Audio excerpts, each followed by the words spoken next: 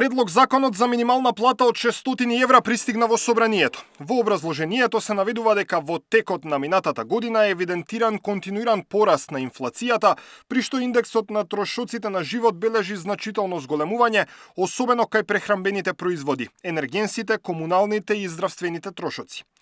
Поскапувањата кај храната и основните животни намирници, како и растот на цените на електричната енергија, грејењето и услугите, реално ја намалуваат куповната моќ на работниците, особено на оние кои примаат минимална плата.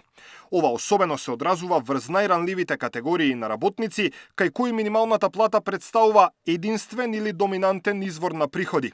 Велат од ССМ, појаснувајќи дека финансиските импликации од законското решение би биле околу 121 милион евра. Предходно, Сојузот на синдикати најави дека од идната недела почнуваат со блокади, а први кои ќе останат блокирани ќе бидат пратениците во собранието. Го повикаа премиерот Христијан Мицкоски в понеделник да го потпише општиот колективен договор во Домот на работникот. Председателот на ССМ вели дека голем број работници, особено вработените во пошта и во тутунски комбинат Прилеп, имале закани и притисоци од надредените, кои од нив барале да се отчленат од ССМ и да се приклучат на Конфедерацијата на слободни синдикати. Веројатноста е наредната недела да дојдат со автобуси пешки, како што доаѓаат најголем дел од работниците, како што доаѓаат работниците без права на патни трошоци како пратениците. И ќе ги чекаме да ги поздравиме за да им кажеме дека треба да гласаат, да ги потсетиме дека таму се заради нас и дека ние сме ги бирале.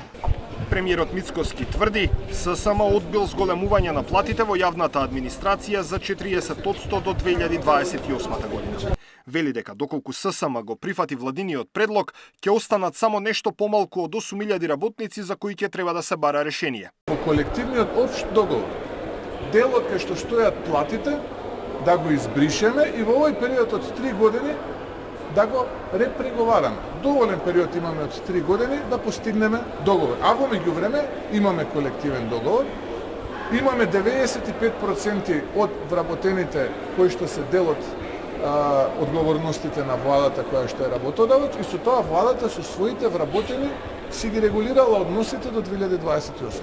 И со тоа ние сме завршили. Значи остануваат сега уште овие 7.000 и околу 787, ако не се лажам, вкупно на број вработени од вкупната државна администрација. ССМ пред 2 дена излезе на протестен марш и побара минимална плата од 600 евра и линеарно покачување на сите плати за 100 евра.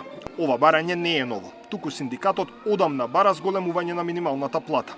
Владата се иззема од трипартитниот диалог и бара работниците и работодавачите сами да се договорат. Даниел Василев, Сител телевизија.